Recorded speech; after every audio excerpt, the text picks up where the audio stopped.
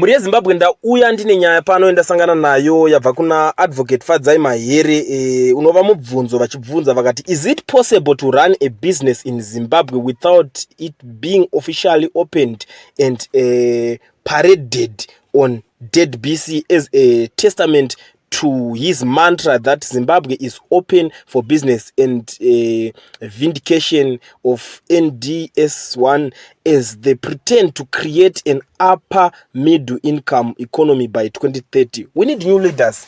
Mubvunzo uyu manje ndiri kutarisa pazvabvunzwa, nguva yazvabvunzwa nezvinhu zvanga zvaitika nezvekuti kwakavhurwa plant iya yakanzi food plant yakavhurwa kuTenward iya pakanodaidzwa mukuru wenyika, mwakambovhurwa stadium zuro ndizuro pakanodaidzwa futi president Mnangagwa. Vanhu vakawanda ringobvunza vari ngoti chavavhura chese vari kunodeedza president Mnangagwa, but at the end of the day manje pari kutaurwa sense naadvocate Mahere ndeyekuti iri kuzobuda manje chinzi Zimbabwe is open for business. Tikutolonja mabusiness akawanda, tikutoningirina mabusinesses akawanda. So ndo pari kubvunzwa kuti zvinonetsa here kuti iwe kunzi wavhura business rako worirana muZimbabwe usina kumbodeedzwawo vanhu ivavo.